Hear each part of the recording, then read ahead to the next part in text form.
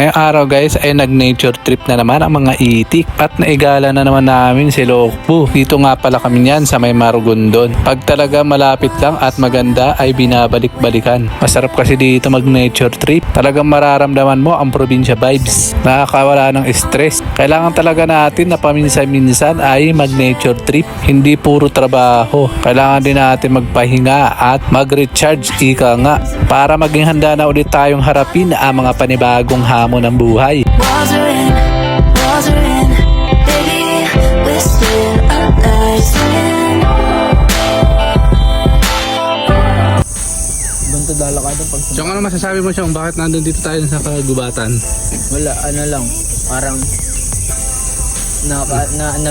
namimiss ko na yung nag-north loop tayo. Ganyan. Naiyak ako. Ikaw awi di Gosman. Ang buhay, step by step kasi yan eh. Tapos Andun yung yung magandang tanawin. tapos Nakaka-overwhelming. ano pa? Tapos parang ang yes. Ang creepy. Ay ito guys, tignan niyo to guys Alam niyo ba? Nakakain yung bunga niyan eh. Diba yun? Yan yun, akasya yan eh. Ayun. Oh yan matamis siya. Tignan mo, maghanap tayo ng mga bunga doon. Halika, maghanap tayo.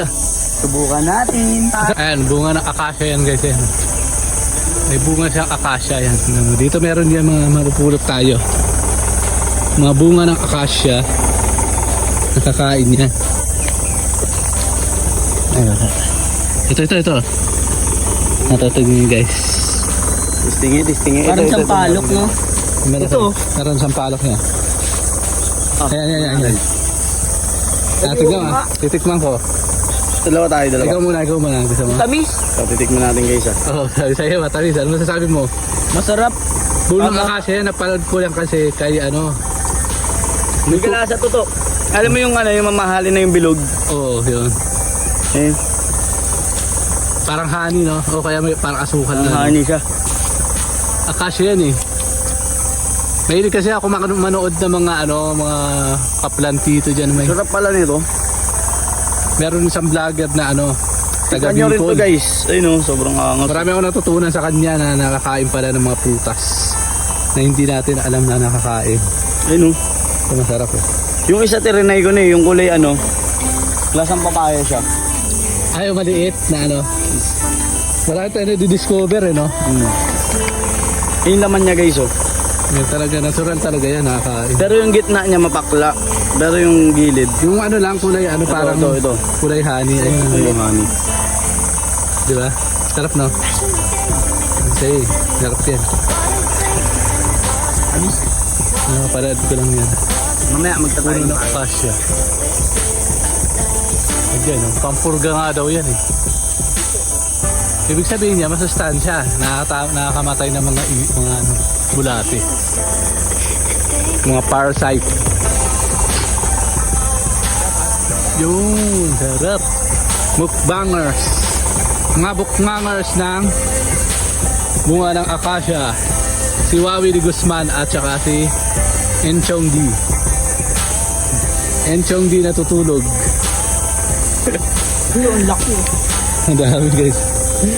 Dami nakuha. Ang sarap na. So bro, sige. Tirahin mo na.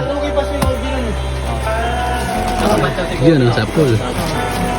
Hinog pa ba? Ayan na, tignan natin. Mabango, amoy. Uy, gala na. Halata na. Hinog na. Swerte. Swerte. Nabili namin dito. Hinog. Kakatayin na namin ang baboy. Parang baboy ng guys eh. Yung malaki sana kaso mahal, no? 500 yung malaki. Sa Bicol, libre lang. Ha? Ganda talaga dito pag may lupa tapos may tinda. No? Yung lagkit. Eh, tirahin mo na yan. Okay lang yan. Dapat yung malaking kutsilyo. Okay na yan. Boy, ano muna ako? Labas mo ano lang. Hindi kaya yung baroko.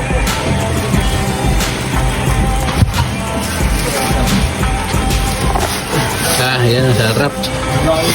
Sarap guys! Pero, sabi nila si Peter na Sarap. dapat hindi na